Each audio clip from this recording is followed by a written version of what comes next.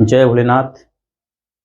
प्रिय बच्चों, मैंने पहली वीडियो में आपको श्रृंगार रस पढ़ाया था। अब मैं आपको करुण रस पढ़ाऊंगा। करुण रस क्या है? करुण का स्थायी होता है शोक।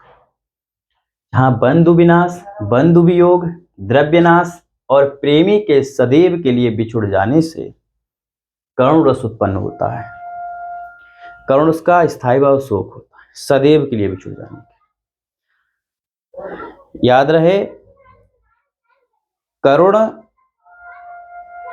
करुणा जो है वियोग श्रृंगार में भी है, शोक वियोग श्रृंगार में भी है, पर वहां मिलने की आशा बनी रहती है। यहाँ मिलने की आशा बिल्कुल नहीं रहती, मिलने की आशा नष्ट हो जाती है, वहां करुण रस होता है। और जहां मिलने की आशा बनी रहे वहां वियोग श्रृंगार होता है। तो यहाँ पर मिलने की आशा नहीं है, तो यहाँ पर करुण रस होगा। इसका स्थायी भाव शोक। उदाहरण है, शोक विकल सबरो वही रानी, रूपशील बल तेज बखानी। राजा की मृत्यु हो जाने पर रानियां रो रही हैं, सभी रानियां रो रही हैं और उनके रूप, शील और बल तेज की व्याख्यान कर रही हैं। करही विलाप अनेक प्रकारा, और अनेक प्रकार से विलाप कर रही हैं। परही भूमि तल बारही बारा, और बार बार भूमि पर गिर पड़ती हैं।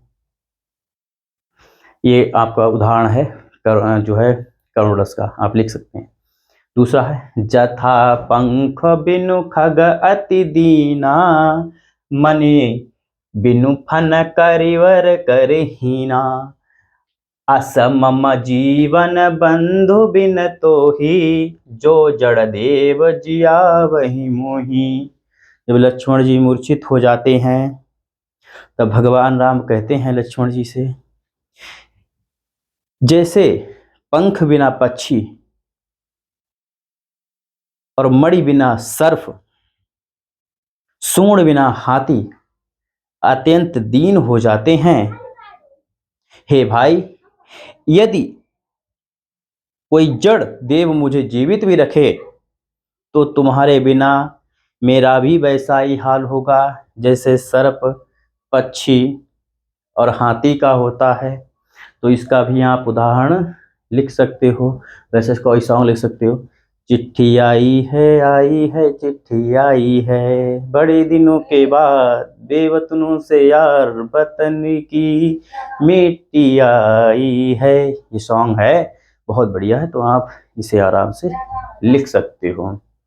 जहाँ पे दुख प्रकट किया जाए वहाँ पर जो है करुण रस होता है।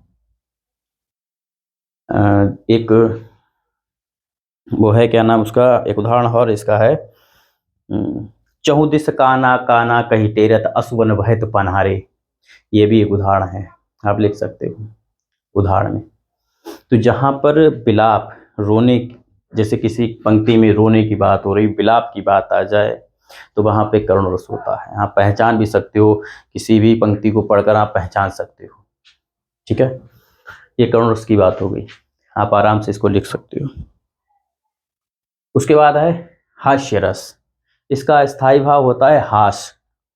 हास्य रस का स्थायी भाव होता है हास। जैसे किसी के वेशभूषा को देखकर, वाणी को देखकर, उसकी चेष्टाओं को देखकर, आदि की विकृति को देखकर हृदय में विनोद, आनंद, मतलब विनोद का भाव, जो विनोद का भाव जागृत होता है उसे हास्य रस कहा जाता है। जैसे अब मूवी देख रहे हो तो मूवी देख के ऐसे जो है वहाँ पे कॉमेडियन होते हैं, जो अभिनेता ऐसी चेष्टाएं करते हैं जिसको देख के हंसी आ जाती है, तो हास्य रस यहाँ पे उत्पन्न हो गया। आप कहीं पे मेला वगैरह देखने जाते हो, वहाँ पे जोकर होता है, अलग अलग चेष्टाएं करता है आपको हंसाने के लिए, अपने अपने जो है बॉडी लैंग्वेज, बॉडी को चेंज कर देता है आपको हंसाने के लिए। तो वहाँ पर करुण रस की उत्पत्ति, वो हास्य रस की उत्पत्ति होती है। जैसे एक उदाहरण है यहाँ पे, पूछत ग्राम बंधु सिय सो, कहो सावरे से सखी रावरे को हैं। तो सीता जी जो हैं अयोध्या से निकली थी तो वहाँ के जो ग्राम, थोड़ी दूर चली तो एक ग्राम पड़ा गांव, तो वहाँ की स्त्रियां देख रही हैं, तीनों लोग जा रहे हैं। तो वो सीता जी से पूछती हैं, एक मिनट,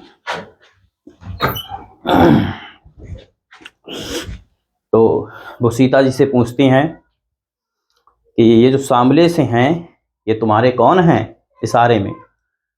तो सीता जी की ये बात सुन के हंसी आ जाती है उनके लिए, मुस्कुरा देती हैं। तो वो भी जो है इशारे में बता देती हैं, भौं तिरछी करके अपनी बहुओं से इशारा कर देती हैं कि जो सांवले से हैं ये मेरे पतिदेव हैं, ये सांवले से हैं ये मेरे पतिदेव हैं। तो ये आप लिख सकते हो। दूसरा है एक दूसरा है, जेहि दिस बैठे नारद फूली, सो दिस देहि ना बिलो कहीं भूली, पुनि पुनि मुनि उपसाही अकुलाही, देखी दशा हर गन मुस्काही। नारद जी को अपनी सुंदरता पर बड़ा गर्व था। एक बार एक राजा की जो है कन्या का विवाह था। अब नारद जी उस विवाह में जा रहे थे और बीच में मिल गए नारायण, नारायण मतलब विष्णु भगवान मिल गए। तो उन्होंने पूछा कहाँ जा रहे हो नारद जी। तो उन्होंने कहा कि आज हम राजा हैं, उनकी कन्या का विवाह है, हम वहीं स्वयंवर में जा रहे हैं, बहुत से राजा आएंगे, हम भी आएंगे। तो उन्हें घमंड था इस चीज़ का कि हमसे सुंदर तो कोई है नहीं। तो बोले हमसे सुंदर कौन है, विवाह तो मेरे ही साथ होगा।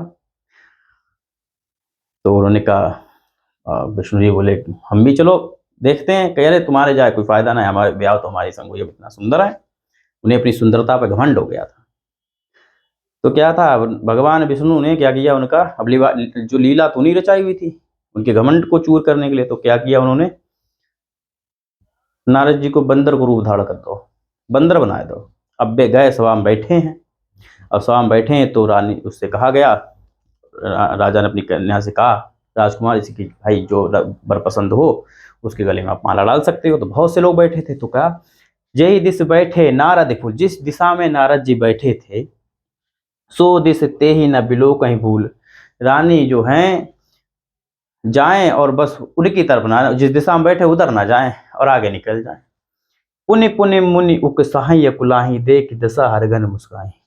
जब बोल रहा नारद जी बेर फूल खड़े हो जाएं कि मेरे माला डालो, लेकिन वो डाले ही नहीं। अब ये चेष्टाएं देखकर, नारद जी की चेष्टाओं को देखकर, जहाँ वो जो समाज जितने राजा राजकुमार जो बैठे थे वो हंस रहे हैं। तो जब उन्होंने अपना उन्होंने पूछा क्या रीजन है, तो रीजन बताया गया, भैया ये रीजन है तुम्हारा। तो उन्होंने अपना जो है मुख देखा तो बंदर से था। तो वहाँ पे जहाँ पर हंसी या किसी दोहा हो या गाना हो जिसमें हंसी वगैरह की बात हो, वहाँ पर हास्य रस होता है। तो यहाँ पे हास्य रस है, आप आराम से इनको लिख सकते हो। आई होप आप ये समझ में आया होगा। कमेंट करिए, सब्सक्राइब करिए, लाइक करिए। जय भोलेनाथ।